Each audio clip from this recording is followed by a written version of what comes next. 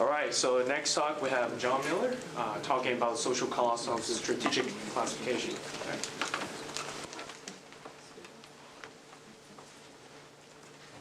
All right, hi, I'm John Miller, and I'm a graduate student here at UC Berkeley.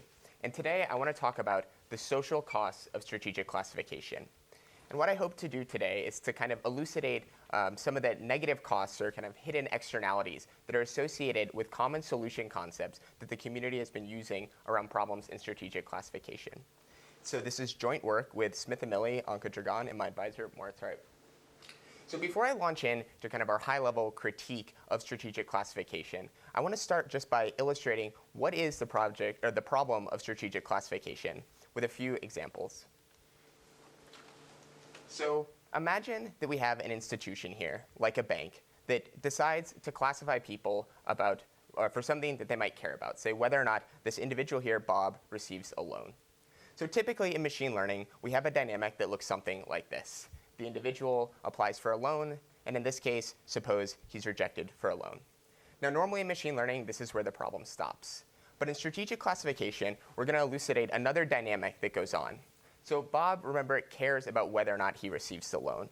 And so suppose that Bob then decides to manipulate his features or change himself to make it more likely that he'll receive the loan subsequently. So maybe he opens a few more credit cards, or perhaps he moves apartments and changes his zip code, or even just increases his net worth, all of which maybe make him a little bit more creditworthy in the eyes of the institution. So consequently, when he applies again, he's accepted.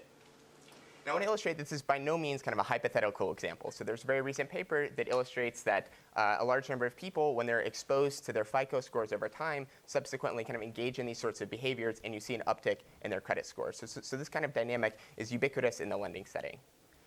But it's not just in lending. And I'm going to talk about another example which I think nicely illustrates what happens in these sorts of strategic or interactive settings. And this comes from a great paper by Camacho and Conover in 2012. So I want to talk about, in 1994, the government of Colombia decided to use a sort of classifier to determine eligibility for a host of social programs.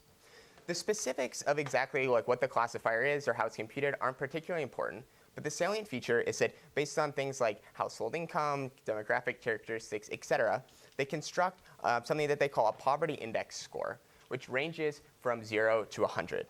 And the important thing is here, this threshold right at 47, which I'll illustrate with the red line, denotes eligibility for a host of social programs, whether or not people can receive a social benefit.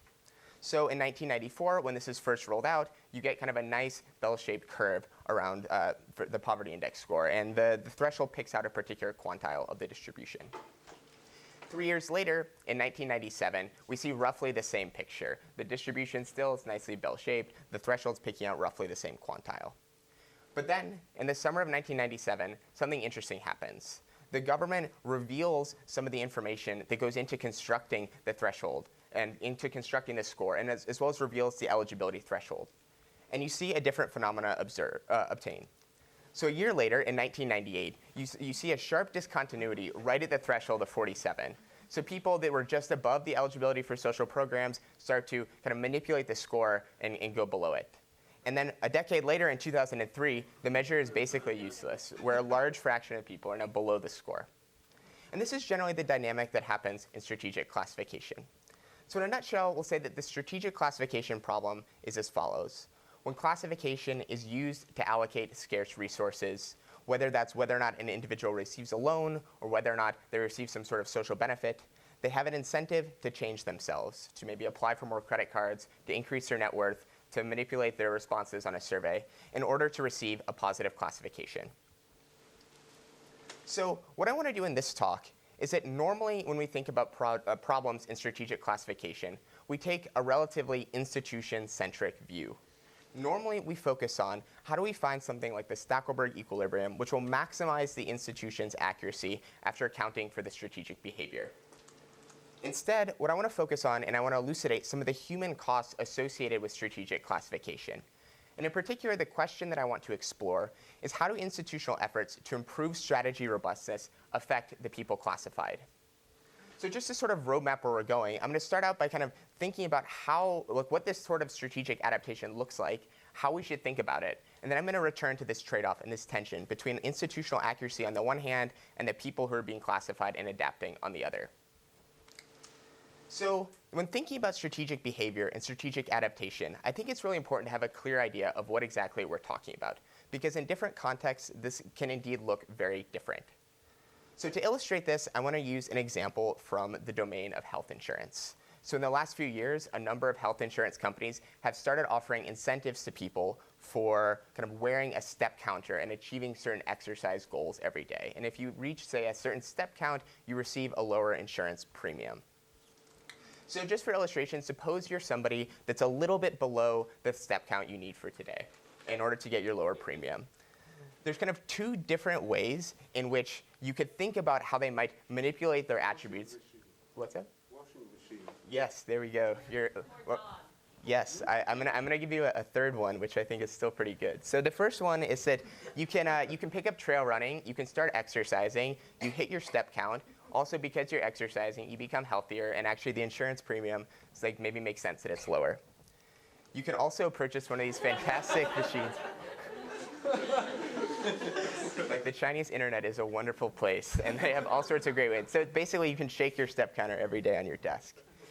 And I think there's kind of a key difference between what's going on here. And what I'm going to call, like on the one hand, like the trail running, and the other hand, kind of this like amazing Chinese contraption, is a difference between improvement and gaming.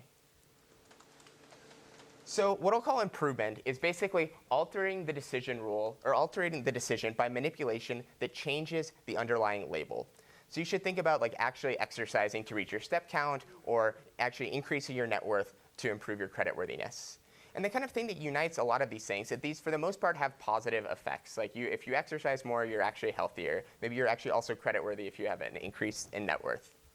On the other hand, though, I want to contrast this with what we're going to call gaming. And so gaming is altering the decision by manipulating proxy features without changing the underlying label. So think about opening unnecessary credit cards that are kind of unrelated to whether or not you're actually going to repay your loan. And the salient point here is that most sorts of gaming is sort of unjustifiable or pointless effort. Like as a public health specialist, you wouldn't recommend the intervention to increase like health outcomes to just shake your iPhone on your desk. And what I'm going to try and argue on the next few slides is that this is really like the default case in machine learning, is that most of the time we're not deploying classifiers that incentivize improvement, but are actually something that is more liable and almost invites gaming. And I'm going to do this by thinking about this from a sort of causal perspective. And I want us to think about partitioning the features that a classifier uses into two types. So on the one hand, we have causal features, and on the other hand, we have anti-causal features. And to return to our lending example, we should think about something like the causal features being things like net worth, which are upstream of creditworthiness, and the anti-causal features being things like the number of credit cards someone has open, which are downstream of creditworthiness.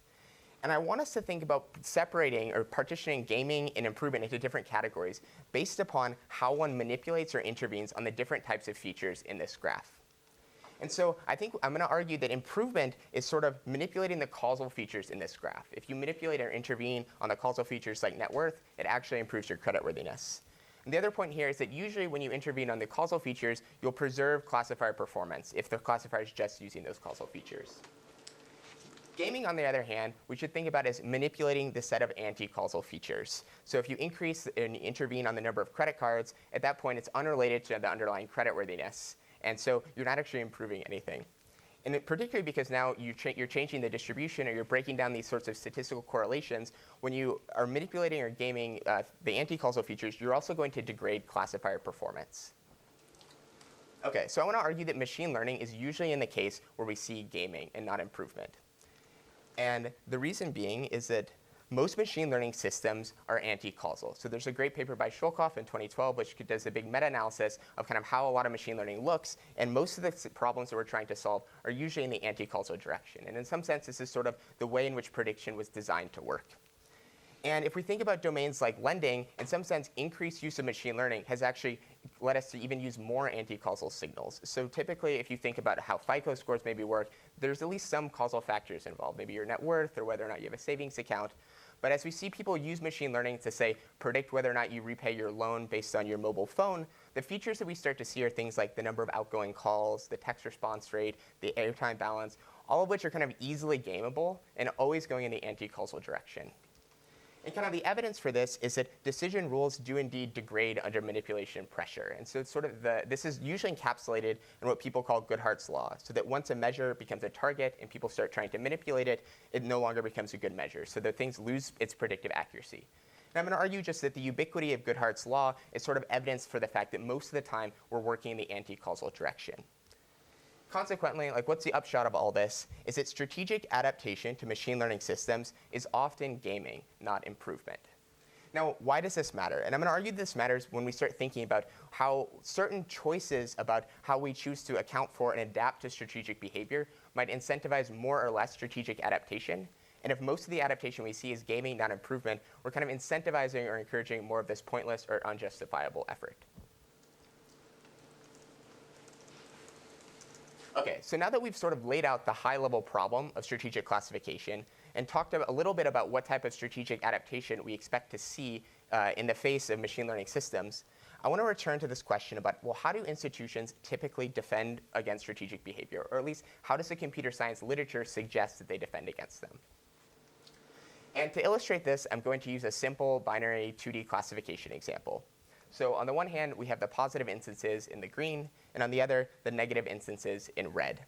So if we're not accounting for gaming, we'd use something called the non-strategic optimum, which is just a nice hyperplane that nicely separates the two.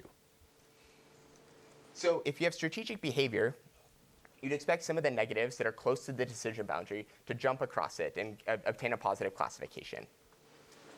Consequently, most approaches to solving the strategic classification problem try to do this by accounting for the effect of this strategic behavior in advance. And so what they do is they seek to find something like the Stackelberg equilibrium, which, knowing that the negative individuals are going to try and cross the decision boundary, they'll try and shift the boundary up a little bit more, away from the negative individuals. Then the important thing here is that when we play the Stackelberg equilibrium, and when we think about these solution concepts, we also expect some of the positive individuals to also cross the decision boundary. So if we think about this picture on the screen right now, in some sense, this is kind of like the perfect case for the strategic classification framework. That before, in the non-strategic case, we had 100% accuracy. Now, with the Stackelberg equilibrium in the strategic setting, we still have 100% classification accuracy. But the point that I want to argue is that this way of thinking about the world is still institution-centric. In particular, the institution's happy either way. But we didn't account for the fact that the positive individuals in this case still have to game to get across the decision boundary. And as I argued before, most of the time that we're thinking about machine learning, we're thinking about this sort of like gaming and not improvement behavior. So this, in some sense, is like pointless or unjustifiable costs on the positive individuals. All right, so now that we've talked at just a high level and sort of a qualitative level about some of the trade-offs that you might expect, I'm going to dive in a little bit more deeply and talk slightly more precisely about the trade-offs that we can show in this model. So just so we're on the same page, I'm going to illustrate kind of the basic framework that we're working with in strategic classification. And as I mentioned before, we have two parties. You have the institution on the one hand and the individual on the other. Now, individuals are endowed with some initial state features, x, which you should think of as a vector in RD, a label, which is binary, 0, 1. And importantly, they also come equipped with a cost, which basically tries to capture how expensive it is for an agent to move from their initial state to some new state. And this cost might not just be monetary costs. It could also be opportunity costs. The things I kind of want you to think about this cost is broadly everything that you would have to do in order to change to the new state. Now, the institution, on the other hand, will just have a classifier, a binary classifier that goes from the space of inputs to 0, 1. And in the non-strategic setting, the institution will evaluate this according to their institutional utility, which is just the classification accuracy. So I'm a bit confused. So you're not distinguishing, going back to your trail running thing, you're not distinguishing here, if I understand correctly, or are you, between things that you can change that like are... understand you. Sorry? Can you repeat? Volume. Oh. Going back to your trail running thing, I'm trying to understand if this cost, how should I think of it? Are you distinguishing here between things that I can check, that I can change in a way that the institute wants me to change, or things that I can change but actually have no effect? I mean, am I thinking if you're improving my fitness as change, or am I thinking here of buying one of those Chinese things as a... Yeah, so here the cost is sort of agnostic to like whether or not it's like gaming or improvement change. And so the model doesn't really take this into account. And so I think that the argument before is that most of the time when we're deploying kind of solution concepts that are based on this framework, the costs that you're changing here are more likely to be gaming costs. But like it's not explicit, like there's no causal model in the background that says if I intervene on this, I'll change my label. So that's not really captured with this model. Could I sort of assume that like the good changes are more expensive than these gaming changes? So like, because otherwise I would just do the good thing and you wouldn't have any concerns. Maybe like it's possible. I don't know. If I thought about it, maybe I could come up with like a clever example where that's not true. But I don't know. Yeah. And so okay. So now now this is kind of the basic model in the non-strategic case. So in order to account for strategic behavior, we assume, or the institution typically will assume that the individual plays a best response. And so what the best response looks like is that the individual basically takes or moves to a new point x that maximizes some notion of utility for the individual. And here, the utility for the individual is a difference of two terms. On the one hand, it's the benefits of being classified in a particular way at the new point. And then subtracted from this is the cost of moving to this new point. Good. So you're assuming like perfect knowledge of the classifier? Yeah. So what I want to do here is I'm basically going to say this is the model that the institution assumes that the agents are operating under. When I move on to the next part and I talk about the specific costs that might be imposed on individuals, I'm going to get away from assuming that the individuals are best responding. But this is kind of like if you're an institution and you deployed like this Stackelberg, this is what you would use. Maybe follow up on Nati's question. Like the same thing in mechanism design, you want to encourage the users to make the change rather than discourage them to make the change, which will may call for a different classifier. Yeah. So I think one, like, I guess maybe part of the point of this work is that maybe we should start thinking about explicitly designing interventions like this rather than just assuming the cost function takes all this into account. But then the second thing is that what kind of concomitant with the idea that like you need to reason causally about what are the things that lead to improvement versus what are the things that kind of are gaming, like requires you to solve probably a non-trivial kind of causal inference problem, which you might not always be able to do in these sorts of machine learning settings. But I think that's a really good direction, is how can you design classifiers that incentivize good behavior. I'm a little confused by the notion of the Stackelberg equilibrium in general too. Like it just feels like that creates an arms race. Like you move a little bit, and then people get better and move a little bit this way, like grade inflation or SAT score inflation or something, which also can create. I mean, when I saw that picture, it just seemed like it's creating a larger gap between the reds and the greens, which could be any number of things between SAT scores. Yeah, so I think that's I guess potentially another critique of this type of approach to solving this problem. It's like maybe you should use actually like classifiers that it just incentivize improvement, or like maybe if you start thinking about adjusting for strategic behavior, you actually trigger this arm race in these dynamics. And I think that's another way to kind of critique the solution concept. Cool. So okay. So we had this best response, and then basically the thing is that the institution then is going to evaluate their performance according to the strategic utility, which is basically what's their classification accuracy if they assume that the individual best responds to the classifier that they're playing. And then the Stackelberg equilibrium is the classifier that maximizes the strategic utility. Okay, so now I'm going to introduce our model of the social burden that the Stackelberg equilibrium will kind of impose on people that are being classified. And I'm going to do this in two steps. The first step is I'm going to introduce what we call the individual burden. And so the individual burden, we'll just say, is the minimum cost that an individual has to incur in order to be classified positively. So I guess it depends on the specific classifier, but it's kind of the number of new credit cards you have to open or the increase in net worth you'd have to pay in order to get just over the decision boundary. And then now that we've defined the individual burden, we're going to define the social burden as the expected cost for positive individuals to be classified positively. So this is just the expectation over the individual burden, but importantly, we're going to condition on the positive individuals. And I'm going to explain why we do this in the next slide. But for now, we should think about the social burden as basically capturing the gaming costs that positive individuals have to pay in order to receive the correct outcome. And I guess we're going to be interested in kind of a comparative notion about how does this social burden change between different points, whether it's the non-strategic optimum or the Stackelberg equilibrium. And so this notion of social burden is related to a number of different kind of measures of costs that have been proposed recently in the like fat start community. And I'm going to go through a few of those and illustrate kind of the specific choices we made in designing the social burden, and then kind of discuss what's going on there. So the first thing I want to compare it to is the expected cost of recourse, which was introduced in Uslan et al. In 2019.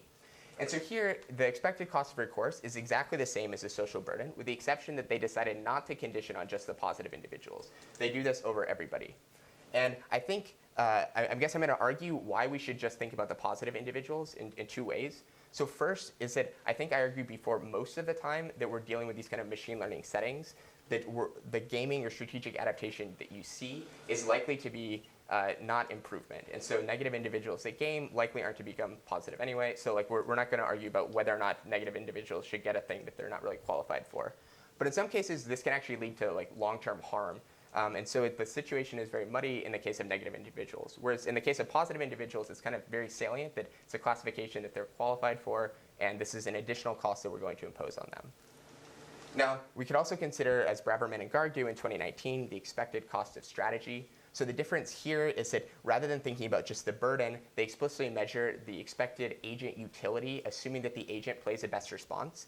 And this kind of gets to Josh's question, is that in our case, we're not assuming that the agent makes any particular policy or actually best responds. Instead, we're just saying, like, what's the minimum distance that you have to travel? And so in this way, we're kind of more robust to agent model misspecification. And we can kind of handle agents and think about the social burden of, like, if agents don't respond optimally or aren't perfect utility maximizers. And sort of for a related analysis, but with slightly different quantities, you can also see Lily Hu's nice paper from 2019 that thinks about false positive and false negative rates. Okay, so now that we've had kind of the formal framework and our measure of costs and institutional utility out of the way, the key question is, how does institutional utility trade off against social burden?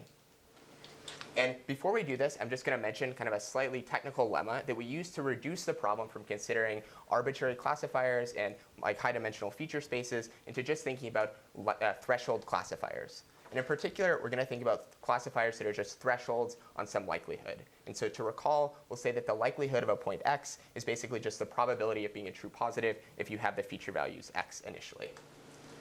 And the key assumption that we're going to make is actually an assumption on the cost function. So we're going to say that a cost function is outcome monotonic if it satisfies two somewhat natural properties. The first is that the cost to move to higher likelihood points increases monotonically with the likelihood. So you think about if you have a FICO score of 650, it's easier for you to move to a point that has a FICO score of 680 than to move to a place with FICO score of 720. And then the second thing is that we're going to assume that there's basically no cost to move to points with lower likelihood. So to go from 600 to 550, you don't have to pay anything.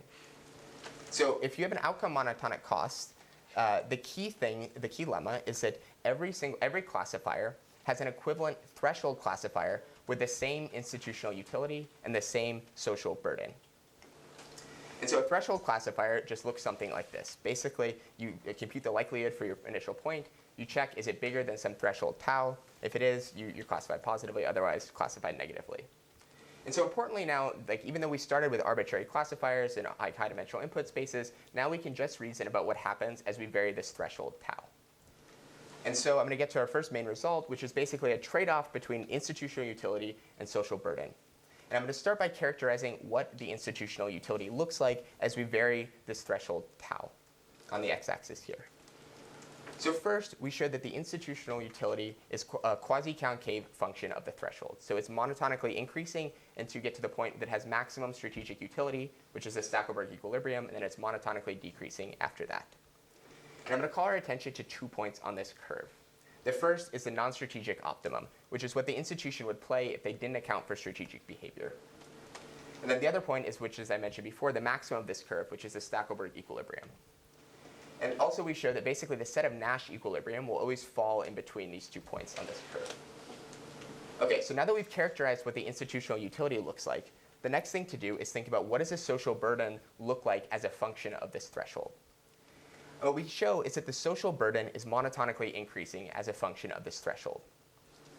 So why does this matter? What's the upshot? Essentially, what this says is that any improvement in strategic utility over the non-strategic optimum isn't free. It's purchased at the price of higher social burden and increased gaming costs on positive individuals. So what's the takeaway from this? Like, why is this important?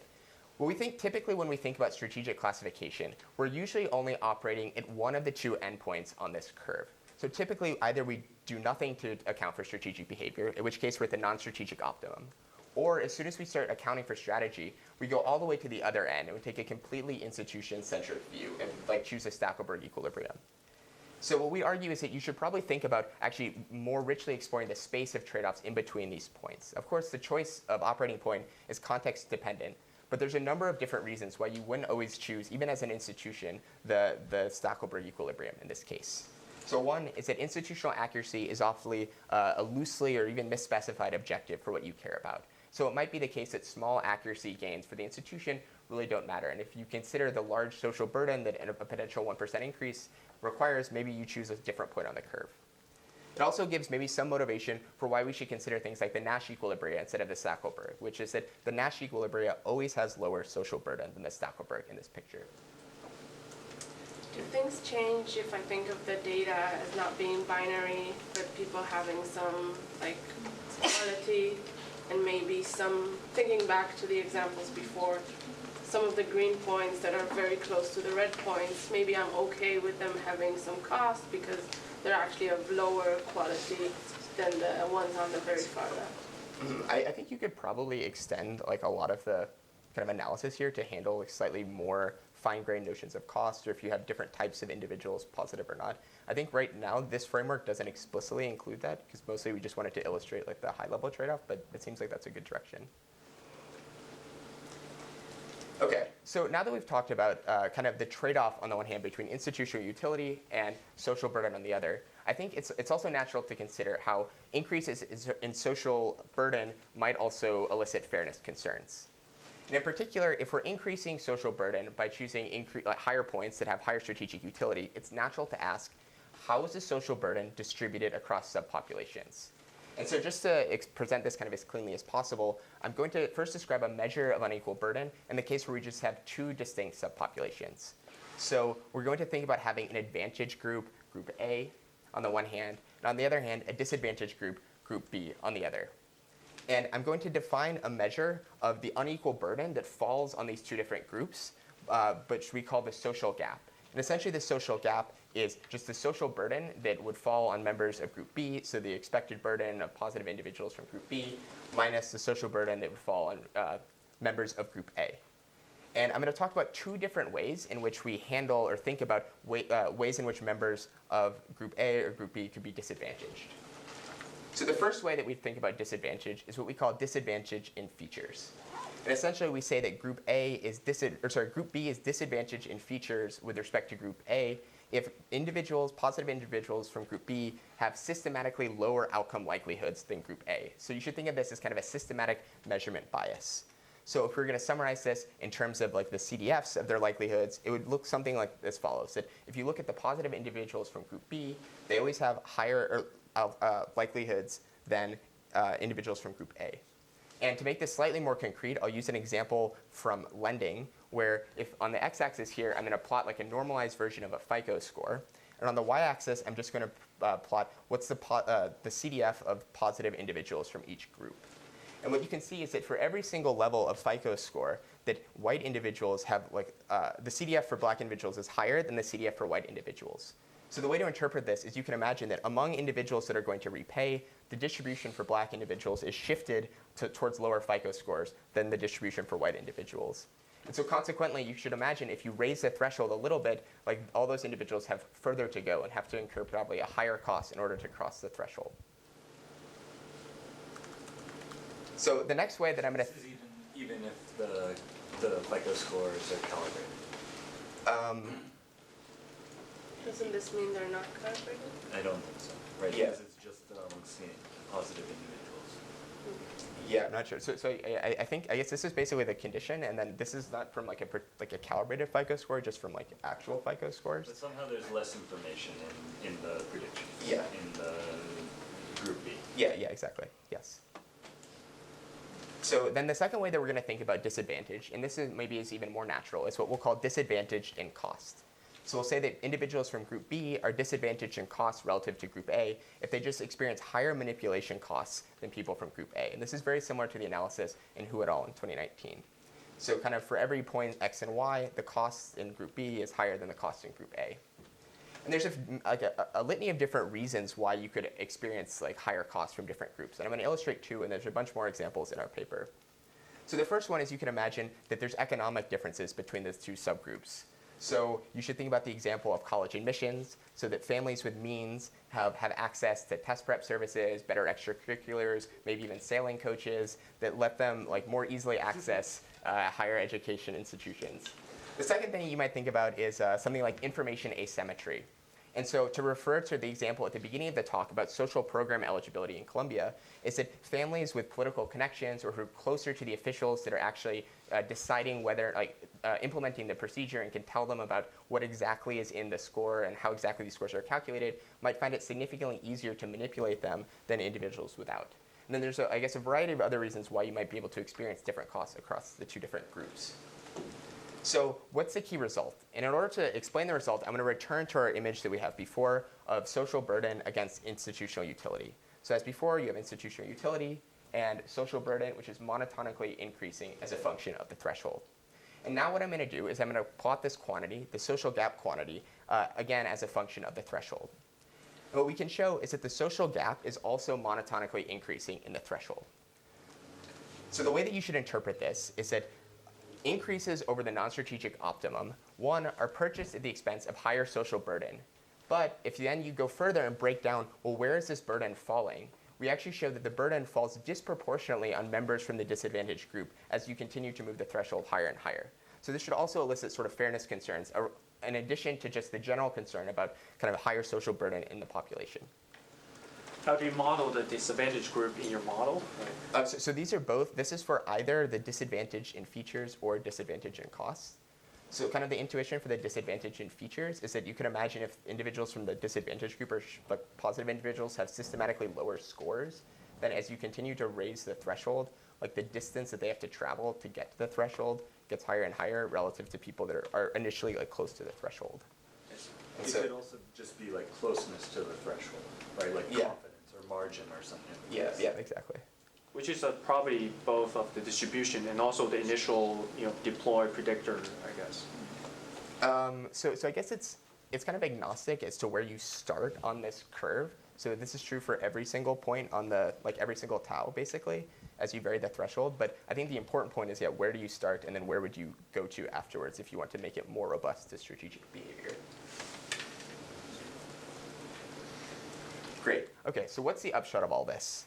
Normally in strategic classification, we take a very institution-centric view. We think mostly about designing classifiers that have as high of institutional accuracy as possible.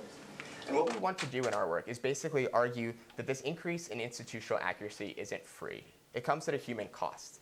In particular, it comes at a higher human cost in terms of higher social burden, and this burden, moreover, is disproportionately falls on disadvantaged groups.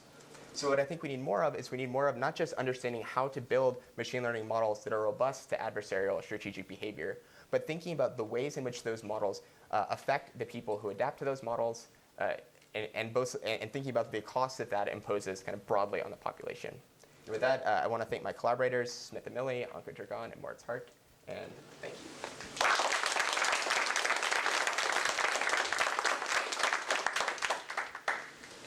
Yeah, so negative externalities are probably like more common than positive externalities, but did you like try and like do a similar analysis for positive externalities? Like if it's something is actually a causal feature, right, there's a positive externality to getting everybody on their Fitbits that presumably isn't just measured in terms of, getting a lower insurance premium or something. Mm-hmm. Yeah, so I think that's a really interesting direction, which is that basically, like typically in the strategic classification literature, there's this kind of monolithic view on the cost, and the features are taken as given, and there's no sort of causal model in the background.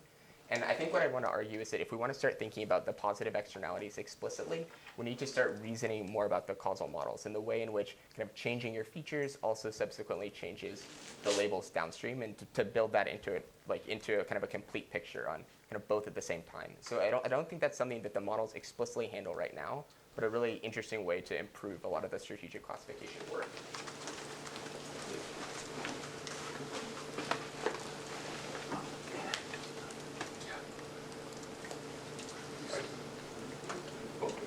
This is just a question. Is there any chance you could give some intuition on the Shuttlecock work on why like most machine learning algorithms come up with anti-causal features? Is that's I think it's about semi-supervised learning, right? That semi-supervised learning works in the anti-causal direction and not in the causal direction. And it's a collection of examples, and one can also come up with examples that go the other way. Okay. But it's not like, I'm just guessing, but it's not so much about the algorithms as it is about the data. Right. And like if in the data in the first place, there's a lot of features which are like just correlated, then the algorithms would use that. It's about the data, not about the algorithm. Is it fair to say that causal features are like harder to measure or more expensive to measure? Yeah, I think most of the Like, more case, obscured? like most of the time, I think the like true causal things that you want to measure might not even like be things that you can measure. They're kind of latent. Like someone's like creditworthiness is not something you can explicitly get at. Maybe Like, there's I something make a decision upstream. to be creditworthy. Like, Yeah, and so most of the time we're kind of measuring like downstream proxies of these things. sorry. But like your downstream proxy can be more efficient to manipulate than like than anything else, right? So it's still